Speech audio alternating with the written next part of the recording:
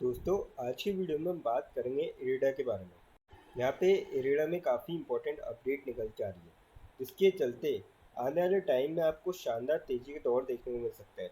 और अगर आप इरेडा में ऊपर के लेवल से देखेंगे तो करीब 212 215 के लेवल के आसपास गया था स्टॉक। उसके बाद आपको करेक्शन देखने को मिला और 150 से भी नीचे जा चुका था। पर अब यहाँ पे रिकवरी का दौर जो है वो चालू हो चुका है और पौने 200 के लेवल के करीब स्टॉक ट्रेड करता हुआ नजर आ रहा है। तो क्या है अपडेट वो जानेंगे और साथ ही साथ कितनी जल्दी ये वापस अपने जो ऑल टाइम हाई है उस तक पहुंच सकता है वो भी जानने की कोशिश करेंगे इस वीडियो में। फिर हम बात करेंगे विप्रो के बारे में। यहाँ पे विप्रो में काफ़ी शॉकिंग अपडेट निकल के आ रहा है, क्योंकि जो विप्रो के सीईओ है उन्होंने रिज़ाइन कर दिया और ये कल देर शाम अपडेट निकल के आई थी, जिसके चलते आपको विप्रो के शेयर में कुछ ना कुछ हलचल देखने को मिल सकती है। हालांकि जो नए सीईओ है वो भी कंपनी में काफ़ी टाइम से जुड़े हुए हैं इस कंपनी से, विप्रो से। तो ऐसे में क्या इम्पैक्ट पड़ सकता है वो जानेंगे इस वीडियो में। फिर हम बात करेंगे यहाँ पे ट्राइडेंट के बारे में। ट्राइडेंट में भी एक अपडेट निकल के आ रही है, जिसका हम जानने की कोशिश करेंगे इसका शेयर प्राइस में क्या इम्पैक्ट पड़ सकता है, क्योंकि अगर पिछले साल भर में देखें तो शेयर में ज़्यादा कुछ खास अच्छे रिटर्न दिए नहीं है। पर जो खबर है उसके चलते आपको कुछ ना कुछ इम्पैक्ट देखने को मिल सकता है, या तो फिर स्टॉक के प्राइस में तेज़ी का दौर देखने को मिल सकता है या फिर गिरावट आ सकती है। और मेजरली जो डिपेंड करेगा वो सारा करेगा इसके क्वार्टर 4 के रिजल्ट्स पे, कि इसके क्वार्टर 4 के रिजल्ट कैसे आते हैं। और आने वाले दिनों में इसके क्वार्टर 4 के नंबर भी आउट हो जाएंगे।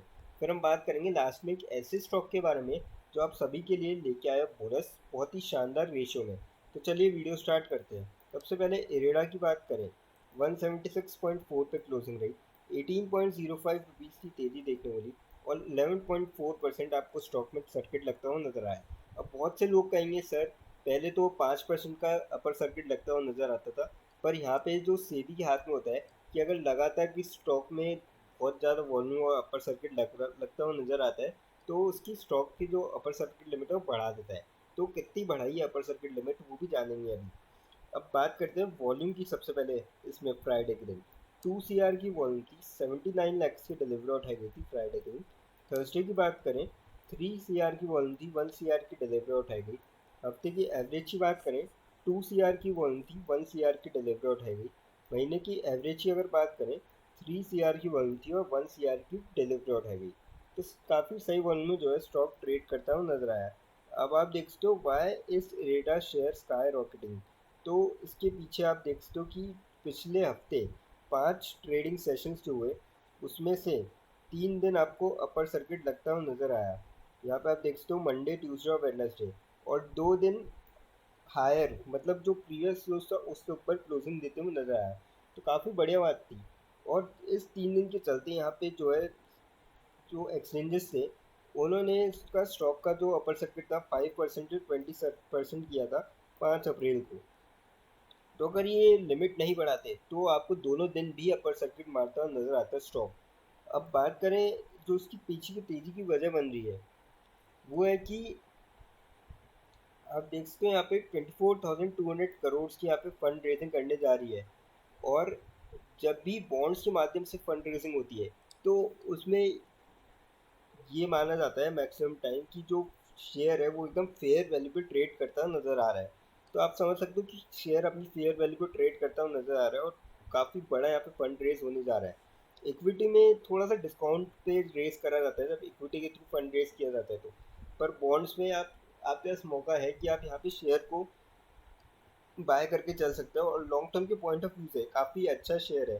जिनके पास भी आईपीओ आया था, क्योंकि इसका आईपीओ का प्राइस मिल था 32, और जिन्होंने भी वहाँ से इसको होल्ड करके रखा है उनके आज काफ़ी बढ़िया रिटर्न मिल चुके हैं। करीब 6 गुना यहाँ पे रुपए हो चुके हैं आईपीओ के। इनका पास एक लॉट भी आया था तो उनके तो काफ़ी अच्छे यहाँ पे रिटर्न हो चुके हैं। और इसको अगर होल्ड रखते हैं लॉन्ग टर्म के पॉइंट ऑफ व्यू से तो और भी बेहतर यहाँ पे रिटर्न मिल सकते हैं। तो डेफिनेटली मैं ये कहना चाहूँगा जिनके पास स्टॉक नहीं है वो भी इसमें जा सकते हैं, और जिनके पास है अगर चाहें तो और थोड़ा थोड़ा करके एक्यूमुलेट कर सकते हैं स्टॉक। कंपनी काफ़ी अच्छी है, कंपनी को कोई दिक्कत नहीं आएगी अगर सब कुछ सही रहा तो। अब बात करते हैं विप्रो के बारे में। यहाँ पे विप्रो पे क्लोजिंग रही 485 की, 2.4 रुपीज़ की गिरावट देखने वाली और 0.49% आपको स्टॉक जो है गिरता हुआ नजर आया। बात करें वॉल्यूम की, 80 लैक्स की वॉल्यूम थी, 34 लैक्स की डिलीवरी उठाई गई थी फ्राइडे के दिन। थर्सडे की बात करें यहाँ पे 74 लैक्स की वॉल्यूम थी, 37 लैक्स की डिलीवरी उठाई गई। हफ्ते की एवरेज की बात करें, लगभग लगभग 100 लाख की ओन थी, 40 लाख से डिलीवरी उठाई गई थी। महीने की अगर एवरेज देखें तो 62 लाख की ओन थी और 25 लाख की डिलीवरी उठाई गई। तो काफ़ी सही वॉल्यूम में जो है स्टॉक आपको ट्रेड करता हूँ नजर आया। अब आप देख सकते हो कि जो इसके सीईओ थे, थेरी डेलापोर्ट, उन्होंने रिजाइन किया है और जो नए सीईओ हैं इनके, वो अपॉइंट हुए हैं Srinivasan Paliya as a new CEO, new and MD. तो मैनेजिंग डायरेक्टर और सीईओ अपॉइंट करे गए हैं। और ये जो है, जो श्रीनिवासन, वो सक्सीड करेंगे विप्रो के न्यू सीईओ और एमडी को। और इनका जो कार्यकाल था, जो पुराने सीईओ थे, उनका जो कार्यकाल था वो अगले साल जुलाई तक ख़त्म होना था। आप यहाँ पे देख सकते हो कि इनका जुलाई 2025 में एंड होना था, पर इन्होंने अपना पहले ही रिज़ाइन डाल दिया है और इनका जो कार्यकाल समाप्त होगा 31 मई 2024 तक। और जो नए सीईओ है, अगर आप देखोगे इसको गौर से, अगर आप देखोगे तो लगभग लगभग ये 3 डिकेड से यहाँ पे कंपनी के साथ जुड़े हुए हैं। अगर मैं आपको दिखाऊं, यहाँ पे लिखा हुआ है, ये देखिए आप, यहाँ पे नए सीईओ है वो 30 ईयर्स तक जुड़े हुए हैं, इसमें लिखा हुआ है अभी।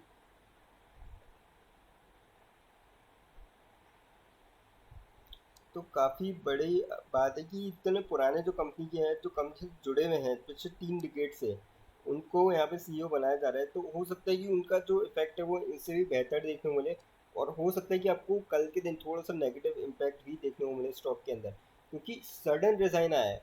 अगर पहले से तय वक्त पे, जैसे अगर जुलाई 2025 में इनको हटना होता, तो इतना इम्पैक्ट नहीं पड़ता, क्योंकि हाँ ठीक है, टेन्योर खत्म हो चुका है। पर बीच में से ऐसे छोड़ना, तो ये थोड़ा सा कंपनी के लिए होता है कि एकदम से नया सीईओ बनाया जाए। वैसे नए तो नहीं है, क्योंकि जो ये हैं, इनका भी कार्यकाल जो है वो पिछले 30 सालों से कंपनी के अंदर है।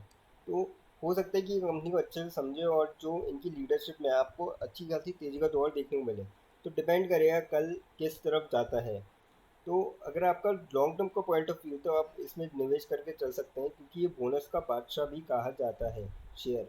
अगर आप इसके बोनस की हिस्ट्री देखेंगे कभी, तो इन्होंने लगभग लगभग 5 7 से 8 बार बोनस दिया, और लगभग हर बार 1:1 के रेशियो में या एक शेयर से ज़्यादा रेशियो में आपको बोनस मिलता हुआ नज़र आया है। तो कंपनी फंडामेंटली काफ़ी मजबूत है, आप जा सकते हैं इस कंपनी के साथ।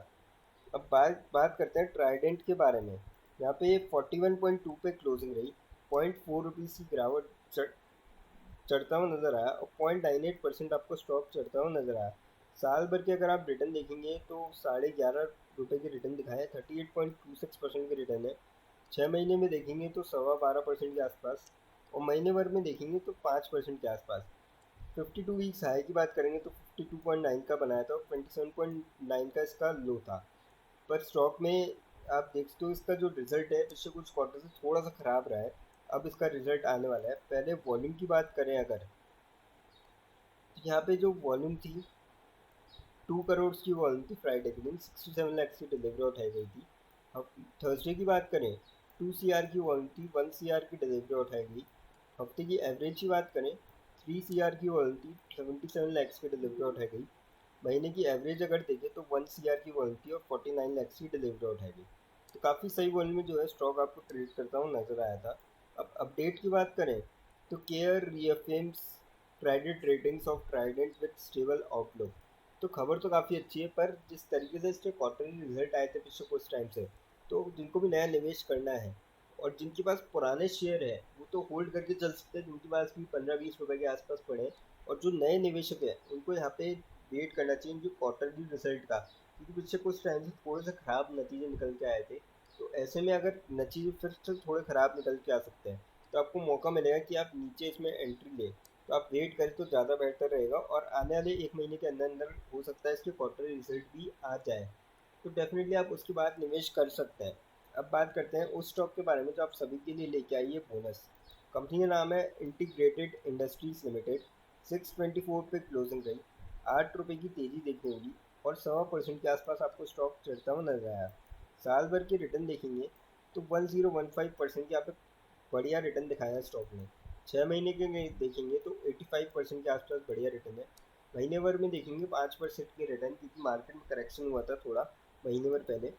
5 दिन के देखेंगे तो लगभग 1% के आसपास रिटर्न। तो कंपनी साल भर के बढ़िया रिटर्न के बेसिस पे आप लेके आइए बोनस, 1:1 के रेशियो में बोनस लेके आइए। रिकॉर्ड डेट रखी गई है 16 अप्रैल 2024 और एक्स बोनस डेट भी 16 अप्रैल 2024 रखी गई है। तो ऐसे में अगर आपके डीमेट अकाउंट में इस डेट से पहले शेयर आते हैं तो डेफिनेटली आप बोनस के लिए एलिजिबल होंगे। लेकिन फ्रेंड्स, कोई भी इन्वेस्टमेंट करने से पहले फाइनेंशियल एडवाइज़र से कंसल्ट करें या फिर खुद की रिसर्च करें, क्योंकि ये वीडियो नॉलेज के पर्पज़ के लिए, इन्वेस्टमेंट पर्पज़ के लिए नहीं। वीडियो अच्छी लगी हो तो चैनल को लाइक और सब्सक्राइब जरूर करें, ताकि आने वाले टाइम में आपको और भी अपडेट्स मिलते रहें। थैंक यू दोस्तों।